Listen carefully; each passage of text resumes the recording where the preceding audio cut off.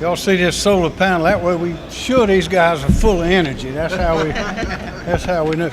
This is a great moment for South Carolina. We've been blessed with great natural resources. The kings and queens used to comment on the great variety of flora and fauna and mountains and rivers and beaches and all that in South Carolina.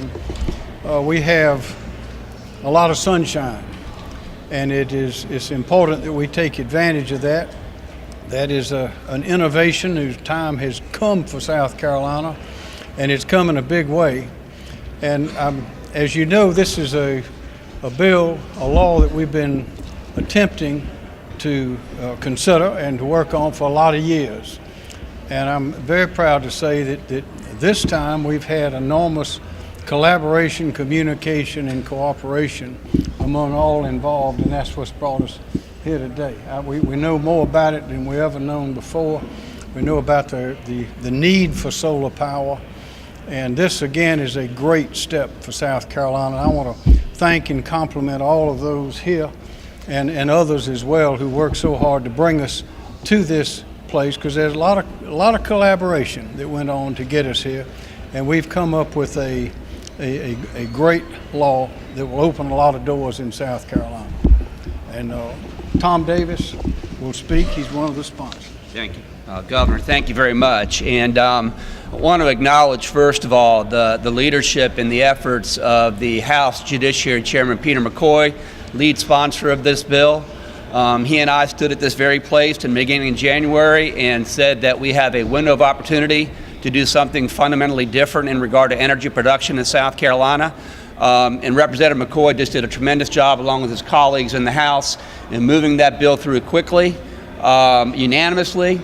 It had a little bit of a difficult birthing process in the Senate, but we got the thing done eventually.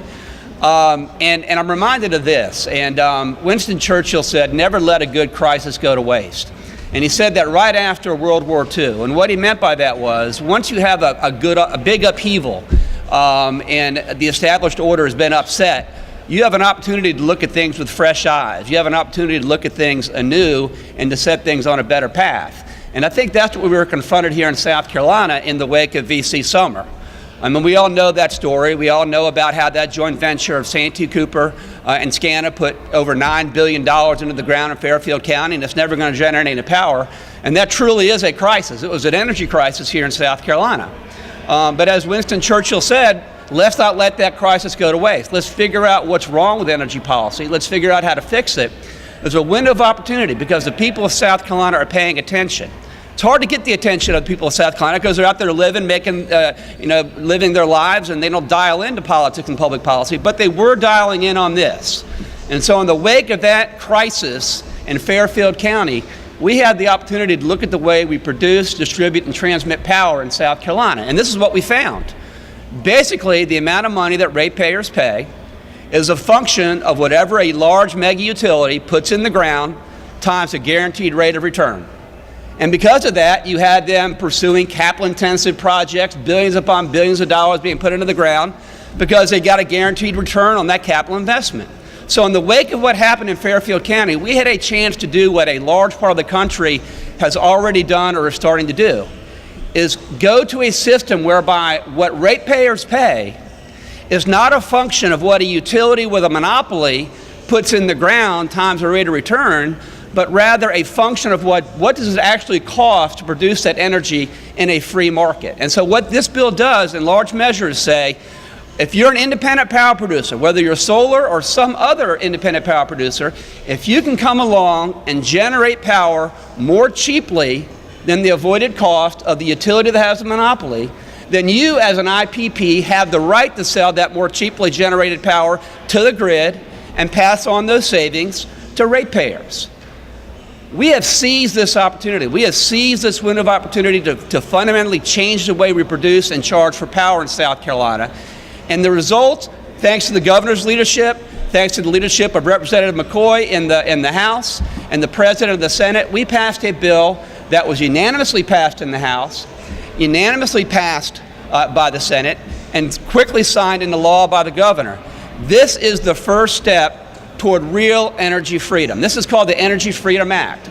And the takeaway for the people of South Carolina is this: we like competition, we like free markets, we like technology, we like people competing out there, and if they have a better way of generating power more cheaply and putting it on the grid, we want ratepayers to enjoy the benefit of that. This is a small step in that direction. Actually, it's a big step in that direction.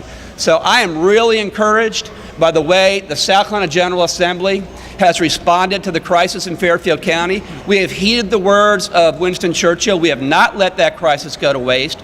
We have come up with a piece of legislation that's going to have an impact for generations to come. You know, Governor, I appreciate your leadership on this. Members of the House, I appreciate you guys acting quickly on this. I'm sorry it took us so long in the Senate to get it done, but we did get it done. It was done unanimously, and it's a great piece of legislation for the people of South Carolina. Thank you very much.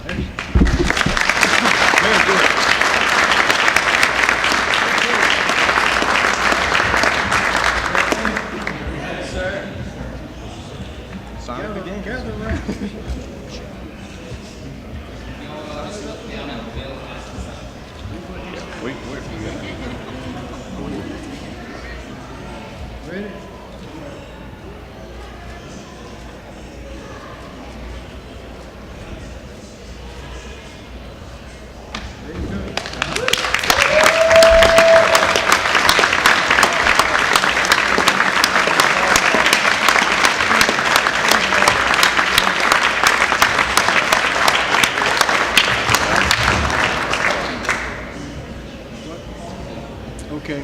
Thank you very much.